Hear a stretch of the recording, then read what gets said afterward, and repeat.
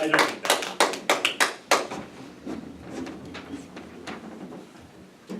You may not realize it when it happens, but a kick in the teeth may be the best thing in the world for you.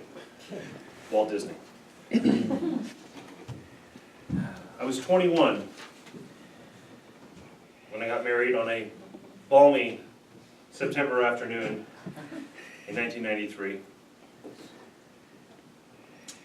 My wife, Joey, and I at the time had just moved to Colorado and got married, and shortly thereafter had my first daughter.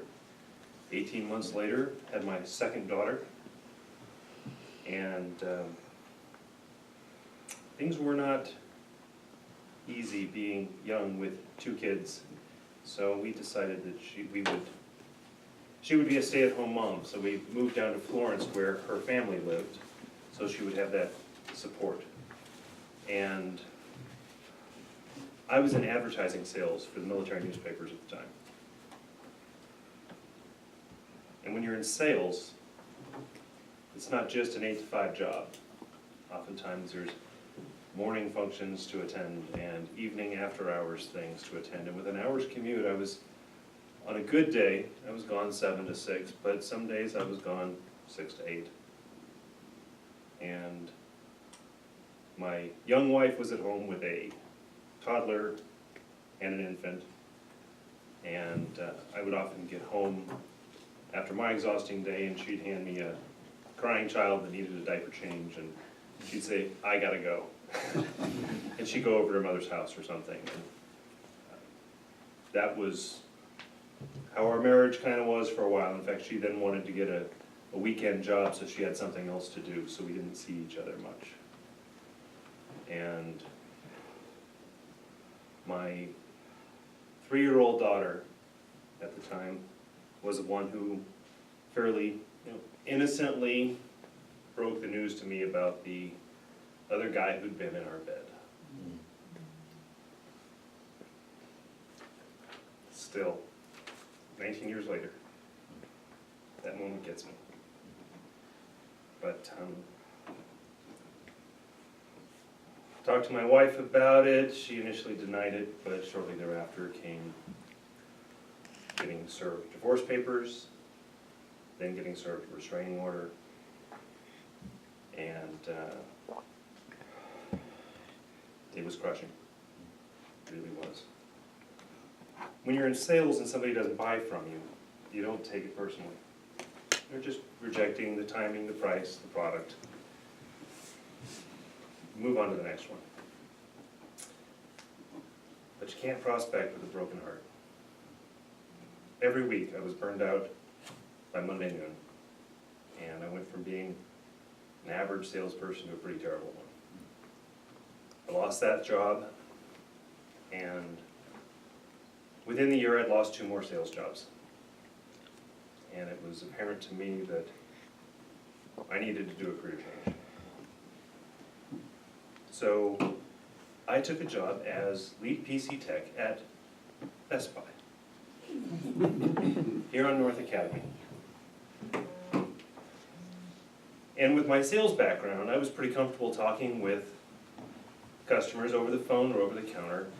Meanwhile, the techs that worked with me preferred to just interface with computers. A lot of people go into IT because they don't want to deal with people. So one day, I took a call over the phone. A woman named Mildred called. This would have been early 1998. Mildred wanted one of those newfangled 33.6 modems installed in her computer so her AOL would go faster.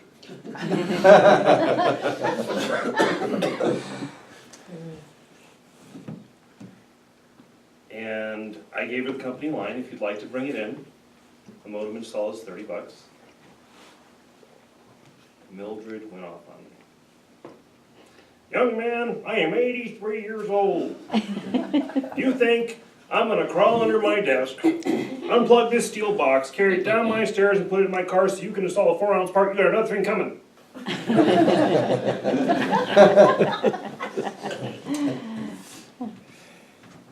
She said, "Who can help me?" Most often, I would just send someone to the phone book. Google really wasn't born yet. And I didn't want to send somebody's great-grandmother to the phone book who knows who was going to end up in her house doing that modem install. So I said, all right, I'll give you the pager number of somebody that can help. And I gave her my pager number, and then after work, I called her, set up the appointment, just went and installed the modem for her. The next day, though, I was feeling kind of convicted that this was a conflict of interest. So I went to my boss, his name was Chad, and I told Chad what happened. And Chad said, would she have brought her computer in? I said, no. He said, well, where'd you buy the modem? Best Buy. He said, so you saved a sale. Okay. And then Chad said, if somebody calls here looking for help, and we can't help them, but you can, and it doesn't interfere with your job, I don't have a problem with it. And so I started scheduling myself for more evenings and weekends, so that I had my daytimes available to take a call, set some appointments. When I left Best Buy in '99, I had a handful of clients. Back then I was doing computer work, networking, but also things like web design and computer tutoring. Heck, I'd cut your grass if you paid my hourly rate, just to get my business launched. I didn't intend to have any employees, but by September of 2000, I was too busy and I hired my first employee, and the spring of the following year, hired my second.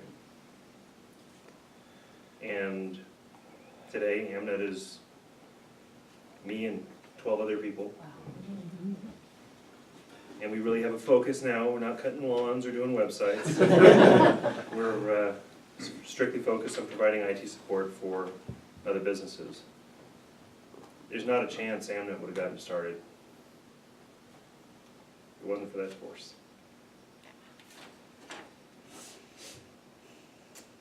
Every adversity, every failure, every heartache carries with it the seed of an equal or greater benefit. Napoleon Hill. Thank you.